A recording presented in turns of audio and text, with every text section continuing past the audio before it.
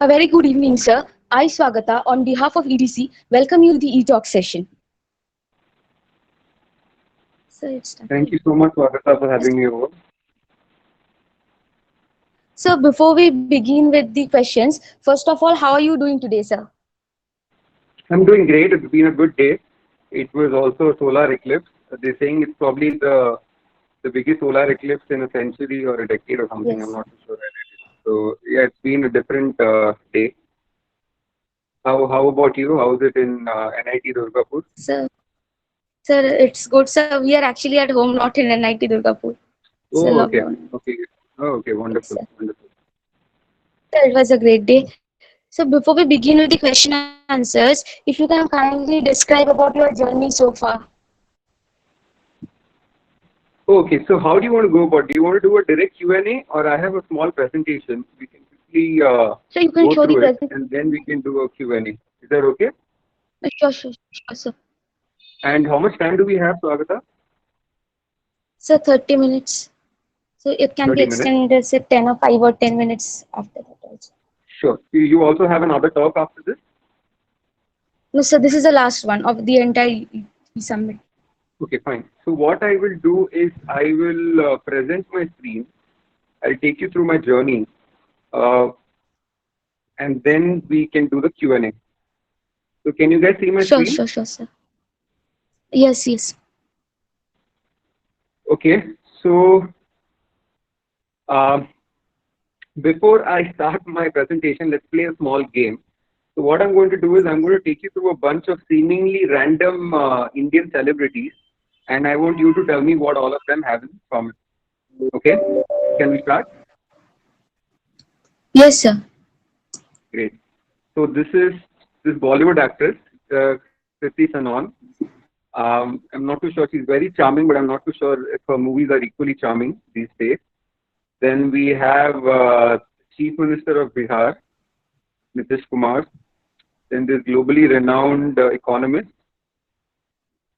and this veteran Indian spinner. So do you Yes, want to sir. take a guess? Does anyone want to guess what all of them have in common? So all of them are engineers. That's right. All of them are engineers. Of course, the list is endless, so we can have many more celebrities. Um, so they're all engineers by education. In fact, they are not just alone. India produces, ever since our independence in 1947, we produced zero Nobel laureates in science. I think the US has 100 plus.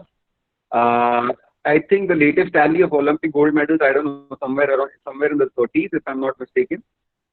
China produced 100 gold medals in 2008 alone, right? But there is something we produce Yes, more than the US and China combined, which is anyone's guess, right? Total engineers. number of engineers. We produce more than the US and China combined. So the question is, who am I and why and how do I know so much about this story? And why do I care about this story? So I spent my initial years of growing in Saudi Arabia, and then my parents packed me back to Bombay in lieu of better education because let's admit it, any education system is better than Saudi Arabia's education system. And also, Indian education was at least known for its emphasis on science and maths. So my parents thought कि यार लड़के को Bombay भेज देते हैं वापस, my hometown where I grew up. So I came back to Bombay and I enrolled into a school. And I made two big mistakes in school, right? So the first big mistake was that I was good at studies, all right. The second big mistake was that I was good at math. Now in India, as you would know, when you commit these two mistakes, you end up committing a third mistake, which is you get into Engineering. engineering, which is exactly what I did. Then very early on, I realized, यार मतलब I was just at the wrong place. ठीक है, first semester में I just realized कि भाई कहाँ आ गया मैं, what is this, where am I? So then I just began to experiment with life. Yeah, I was very curious inherently, innately. So I began to read a lot. A couple of books that changed my life. I mean, at least had an impact on the teenage me was Richard Branson's autobiography, which is Losing My Virginity, and the second is something, I don't know. I think even today you get for around $30 if you go to a bookstore in India, which is Mahatma Gandhi's autobiography, My Experiments with Truth. So these books had a massive impact, and then I began to experiment with life, and I founded a T-shirt company called Anonymous. So we used to Yes. make quirky engineering codes, and the T-shirts were exclusively meant for engineers, by engineers, and of engineers, right? So the brand became a runaway hit amongst engineers, not just in Bombay but also across the country, and it afforded me as one of India's top student entrepreneurs at that time. I think around when I was third year in college, maybe when I was 19 years old. Then after that, after college got over, I moved on to Bangalore, where I essentially sold chai for 2 years. Now, here's the thing about Bangalore, right? Bangalore is full of engineers, and they're not just engineers. In fact, there's a saying, I don't know if you've heard this before, that in Bangalore, if you throw a stone in the air, there's a good chance you have to aadmi pe ya to kutte pe girega. Okay, so they say this about Bangalore. Yes, sir. So I was selling chai, and a lot of customers would come to the store, and I would talk to them, and all of them inevitably engineers frustrated with their lives. So then I dug up some numbers, and I found it very depressing. It seems in Bangalore, 1 in 20 IT employee contemplates suicide at some point of his life. So then I said, this is, this is some serious business. How come a country as diverse as us, right? You walk for every few kilometers, we speak a different language, right? Even in terms of religion, we are home to, we are home to, around 4 or 5 world religions, origins actually. Such a diverse country, but there is this one obsession, North to Lake South, right, with engineers. So I got curious, so I Yes, sir. quit selling chai, and then I traveled across the country for 2 years. In the process, I also something magical happened. Um, I don't know if you're familiar with the term crowdfunding or Kickstarter, but in simple words, it means begging. Okay, it's just a sophisticated word for begging, crowdfunding. So you basically go online and tell people, hey, this is a project I'm working on. This is how much money I need. So around that time, I raised close to $14,000 Australian dollars, which at that point made the book the highest crowdfunded book in India. So even before I actually written a single word, the book had already become the highest crowdfunded book in India. So I took that money, I traveled across the country. Then I found out about, then I encountered a lot of interesting people, places, and events that helped shape this big obsession with engineers and impacted mine and your life, right? So over the next few minutes, I'm going to quickly take you through some of these people, some of these places, and some of these events. Okay? Sure. Okay, sir. Great. So the first person, you may probably not have heard of him. He goes by the name Thomas Babington Macaulay. So Macaulay was a born genius. He had an estimated IQ more than Einstein. His special power was that he could learn any language within a fortnight. He was a very sunky, the eccentric guy, sunky.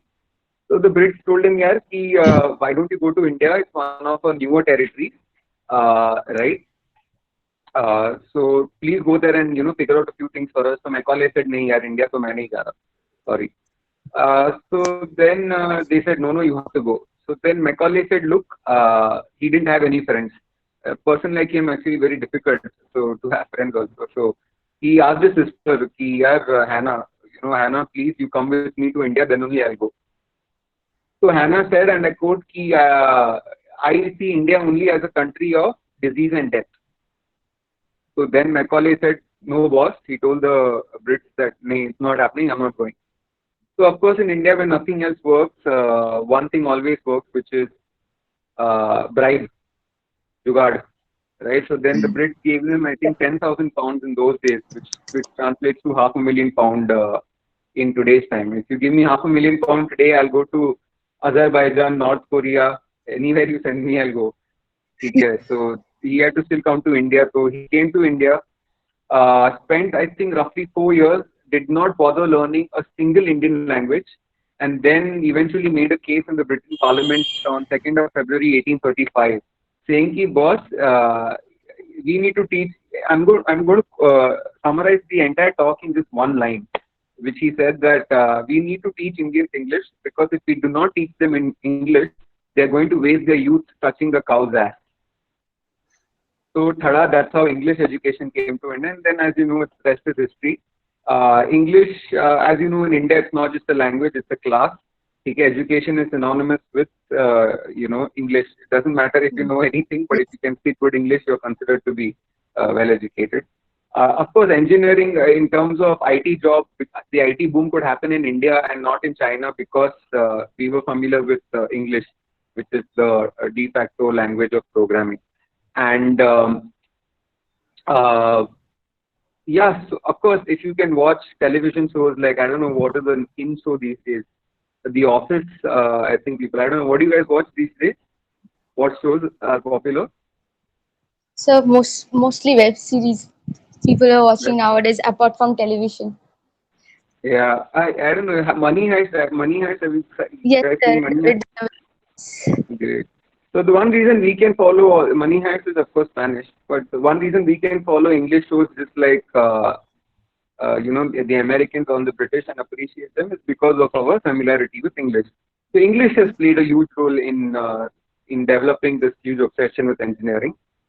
Then of course something special in the world happened on 4th of October 1957, 7:28 p.m. Um, which is the Soviets launched the first human satellites in space, called the Sputnik. And Yes. I don't know, but if you know, but US and Russia, the Soviets have always been like two Indian students, wanting to do better than each other. So so then America किया लोग की तो पड़ गई मतलब उन्होंने बोला यार these people launch the satellite, we need to do something. So they didn't have, of course, a lot of intellectual resource in their country. So they invited the best of doctors, scientists, and engineers from across the globe. They changed their entire immigration policy. So Indians, of course, had two choices. They could either go to Russia, who was and even today is, kind of a BFF, and or they could go to America, with whom we didn't have the best of relationship. But something curious happened. Almost everyone, every Indian engineer in those days ends up going to the US. Do you want to take a guess why? So money payment was higher. No. ये placement नहीं है यार, come on. It's not like choosing between two companies. यहाँ पैसा ज़्यादा मिल रहा है तो पैकेज ज़्यादा है. Not just that. Sir, then I don't have any idea. English, because we were familiar with English. Macaulay had already, forced English upon us. So English, Americans speak English, Russians don't. I mean, Russian primarily. So most Indians found it comfortable to go to America, and of course the Yes. rest, as we know, is history. The first batch of engineers did extremely well for themselves, for America in general, and paved the way for future engineers to come from India. Of course, we know, Sundar Pichai and Satya Nadella, they continue to do well. Indians are absolute superstars in the Silicon Valley as well. And so, in fact, there are communities in South India which send their kids to the US. They get them to do engineering, send them to the US just so that they can command high dowry. Because in their community, if you're a US return, it commands high dowry. So that's it. That's how crazy it is. Of course, I am not going to bother explaining these three-letter words. What I'll tell you an interesting story is that uh, there was once an affluent woman in Delhi who took her equally affluent father to the then director of IIT Delhi to admit her son, to get her son into IIT Delhi via recommendation. So so the director saw this kid's report card and he said, "Yeah, sorry, your son has literally, he said कि नहीं हो पाएगा, औकात नहीं है." So I can get him to the Imperial College of London, but IIT, so your son cannot get him.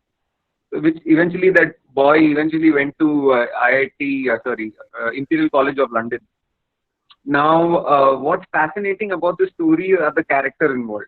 The characters involved here are, I'm talking about Indira Gandhi, Pandit Nehru, and Rajiv Gandhi.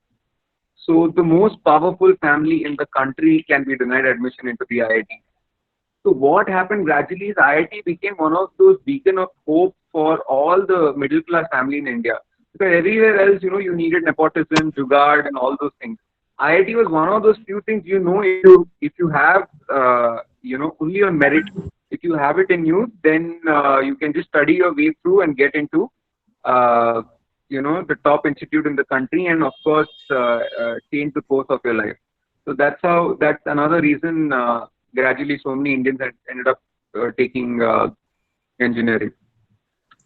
Then I don't know, the Hyderabad. These are some images from I went to this student hostel in Hyderabad, one of these coaching classes. So if you see, they've written all. So these kids actually, I don't know if have you seen the movie Shawshank Redemption? No, sir, I haven't yet watched it. You haven't watched it? Okay, so it's No, sir. about this prison, very deadly prison. So it's like that only. These guys are in a jail, and in fact, just a few days before I came here, one boy broke out of this prison and he ran for his life. So kids here are not allowed to go out. They're not allowed to talk to their parents. They're supposed to be studying all the time, right? So just before I came, out of like just like how it happens in movies, one guy just left his So your voice is cracking. belongings and he ran out of this campus somehow, escaped. So Hyderabad is very, very crazy. I cannot even get started. Um, my voice is cracking. Okay. Sir, Any better now? sir, yes, yes, yes. Any better? Sir, it's audible now. Hello? Hello?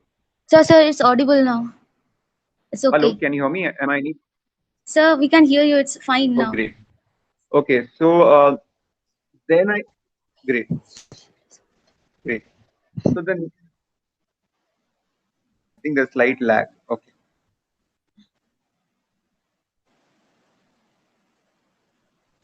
Okay, cool. I just want to check if for the time lag, am I real time? Can you respond? If you can you hear me now? Can you respond? Sir, yes, sir, I can hear you. You can hear. Okay, fine.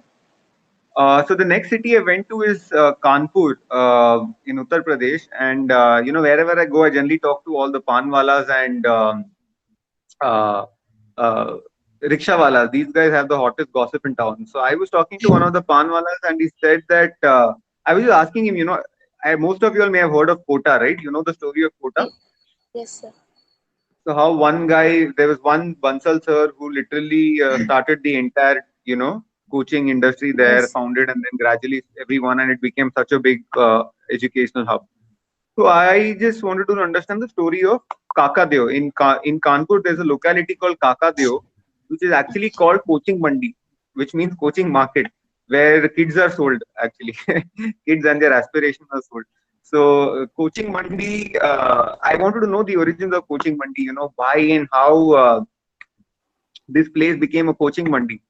So then I'm talking to the Panwala and he says, sir, there was someone called by the name Juneja. He founded, he started teaching kids, and then gradually everyone came over, and it became a biggie. So I'm like, okay. Now he said Juneja sir isn't that active. His son kind of has taken over. So I said, okay, where can I meet him? So he said, and I quote, sir वो तो ऊपर ही मिलेंगे उनका murder हो चुका है. He said murder हो चुका है. Yes. So he said murder हो चुका है. Just like that. He said murder हो चुका है. So I said what murder हो चुका है means what? So he said he got kidnapped and his body was found in Jhansi. That's it. In fact, just a couple of days before, a month before I went there for my research, there's another professor called Mohammad Arun, who was he was a chemistry teacher. In the morning, he went to open his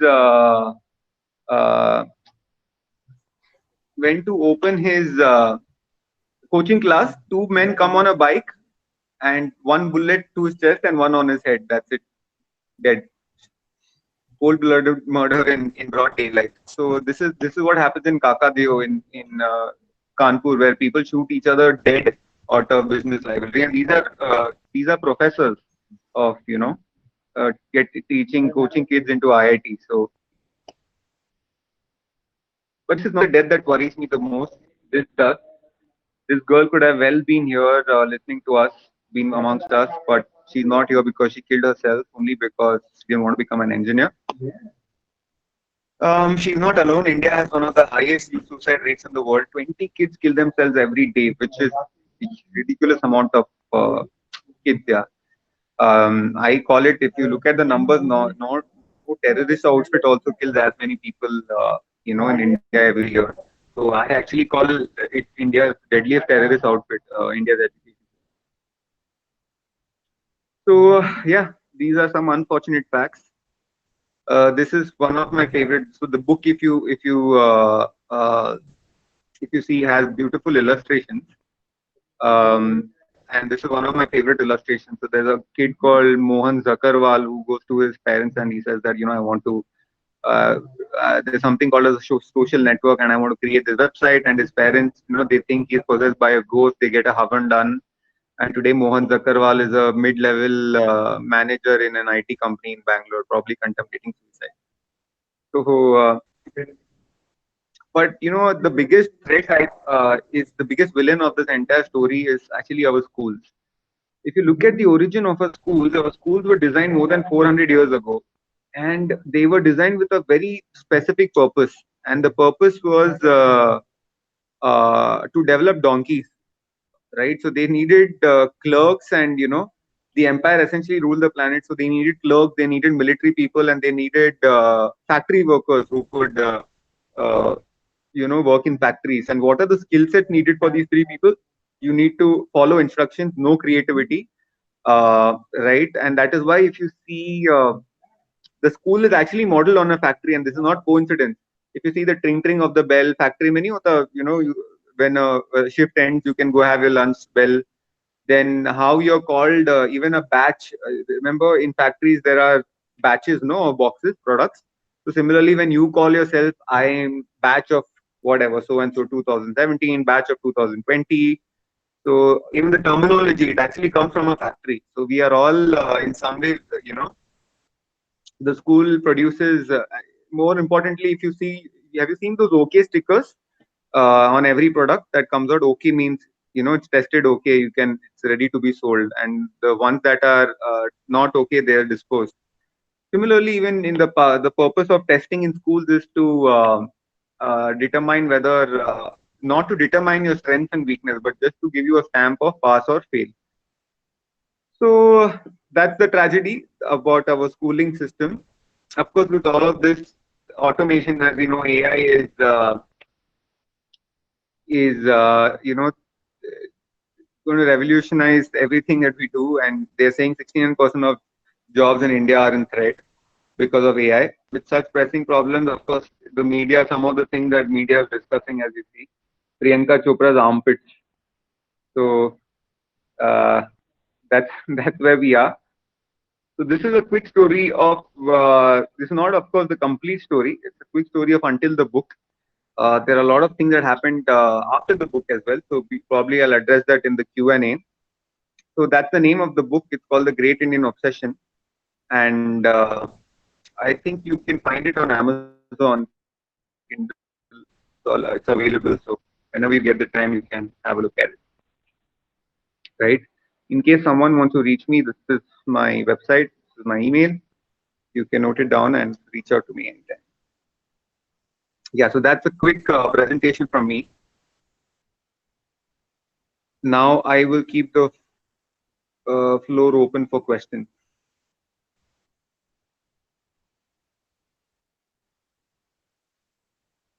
I can't hear you. I'm sorry, I can't hear you. Sir, sir is okay. Are you? Yeah. Yeah. I think I, there is I was some voice. audible, right? My voice. So you are audible. I think there is some voice like. Sure, no worries. So let's begin with the question answer. Sure. So considering that most of the Indian students do not have a proper net connectivity, what according to you are the necessary steps that should have been taken by the government or the authorities to continue imparting education to the people in the remote areas? As we know that in in the COVID-19 situation, most we had to close down the schools and colleges. So, what could have been the efforts taken up by the authorities in this case? Yeah, see, honestly, see, it's very convenient. One thing, even I was very upset when I was doing the entire research. I was also very upset with the government for doing a lot of things, right? There are so many things they could have done, which is, of course, it's disastrous. I mean, how the government manages the education is very disappointing, actually. So, no excuses on that. But then eventually, it's a democratic country. So, and it's your future at stake, right? So, and at some point, you have to take charge of things yourself and do things. It's for such a large country and just the kind of country we are, the kind of people we elect. I think it may not be the best of idea to rely on them to do everything, right? Of course, there are many things they could have done. Those things are there. It's not that it's not there. But of course, we are a group. We are the world's youngest population. 650 million people below Yes. the age of 25. I think 650 million below the age of 25 or 30. You know, um, that's a extremely young population. So there are things we can do together. If you know, of course, COVID was it just caught we were caught off guard. Everyone was caught. Nobody anticipated this to happen. So it just kind of turned around things very drastically and very quickly. So that's something I don't think anyone was fully prepared for. But yeah, I think going forward, everyone, you can see the way. I have a friend in Switzerland, so she was telling me that the classes are happening very smoothly. The university is shut, but then they're doing it remotely. So looks like this is the future. So at least now, I think private companies will take note, and the government, even if the government does, private companies definitely will. तो वो कुछ ना कुछ करेंगे to improve the internet. Jio, come on, yeah, Jio has revolutionized. What are you saying? Because of Jio, like in all the villages, tier 2 cities, all the villages, mobile data has become so affordable, so easily accessible to everyone. So a lot of things have happened. So yeah, if the government doesn't do, definitely private sector will intervene and things will move on, I think. So we have another question from one of our viewer, Tonmoy Kormokar. He is saying, "Sir, do you think boycotting China products is going to open an opportunity for Indian engineers?" Well, up to us, but I don't think we should wait for to boycott China products to open opportunities for us. I think we are a bunch of smart people, very enterprising young nation, like I said, a lot of brimming ideas, um, and of course, if we get the right kind of mentorship and support and resources, then many things can happen. But like I said, we need not rely on boycotting something else. See, this is not a solution, no. Especially my view on these things are you should not bring nationality into I'm not talking in context of what's happening right now. It's not a commentary on what's happening right now. Of course, it's a security issue, and Yes. of course, if it comes to it, then it's we need to boycott certain things. We definitely will in interest of the nation's security. But generally, I'm saying when it comes to business, then you should not involve the best man wins, right? So if you actually have a product that's much better than what someone else is offering, irrespective of where it's coming from, it should flourish and prosper. But yeah, I don't know what is the how this thing is going to progress in terms of boycotting Chinese products. But like I said, whether or not it happens, I think we should really step up our game as engineers and offer some really world class products. So Develop there's some really an world. Yeah. So there's another question from Ankit Verma. He says, Okay. as you mentioned about tragedy of current education, how can it be improved in countries so vast like India? How can entrepreneurs contribute in improving it?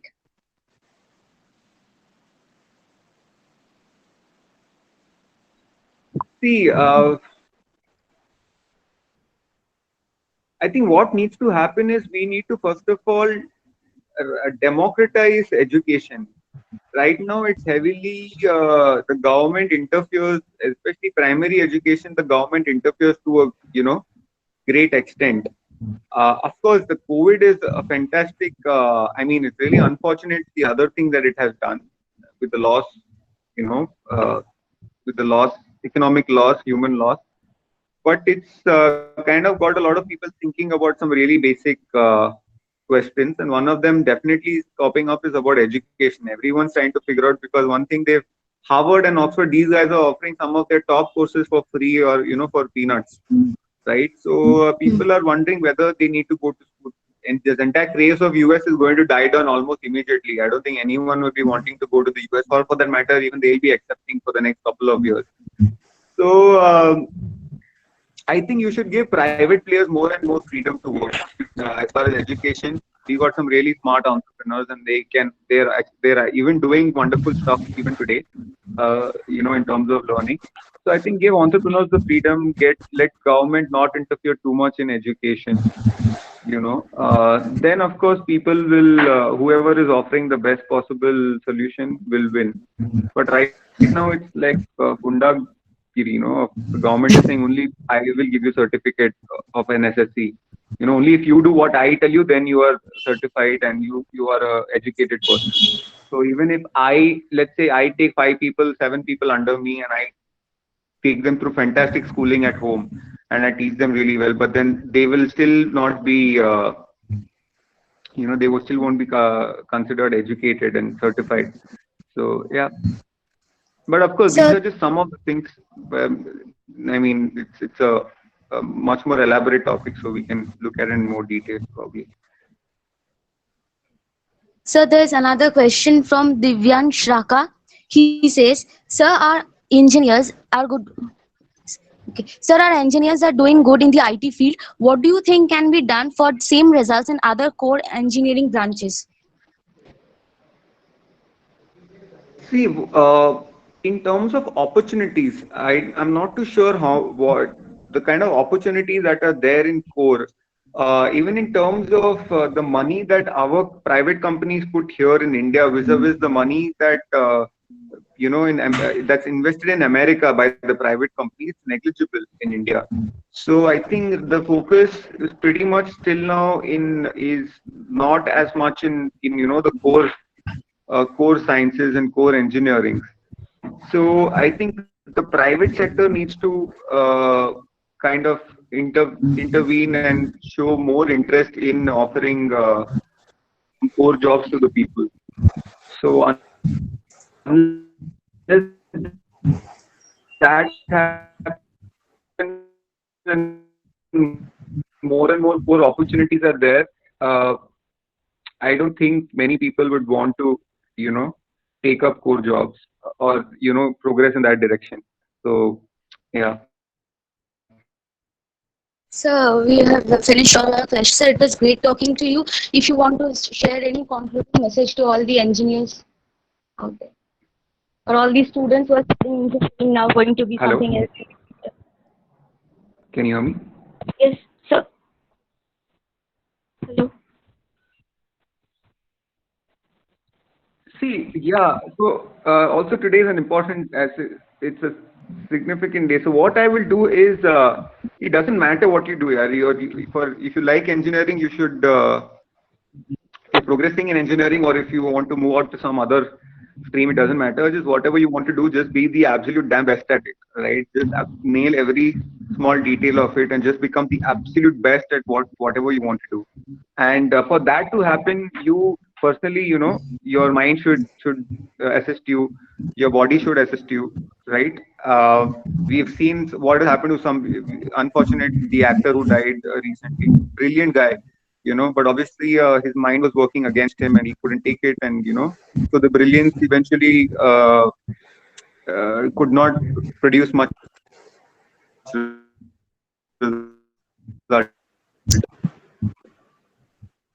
So these things, today's International Day of Yoga. Yoga is a beautiful, that's one of made in India products, right? So please, that's something that I would urge everyone. It's one of the most phenomenal technologies, actually, that the most phenomenal by far, and the most advanced technology that's there. So if you're an engineer, particularly, that's a technology that you should really look into, yoga. It just absolutely changed the course of my life. So I'm telling you because some things I know. So today is International Day of Yoga, incidentally. So what better day to pass on this message? To have, make sure whatever you're doing, your body helps you, your mind is helping you to achieve whatever the hell you want to. That's up to you. But if these things don't work in your favor, then there is no result. So yeah, be the best at what you have to do. And if there's anything I can support in any way, please reach out to me. Sure, sir. Thanks a lot, sir. It was great listening to your experiences. We hope to meet you Yeah. soon again, sir. So we are Thank you ending so this much. session. Thank you so much. Good night, guys. Good night.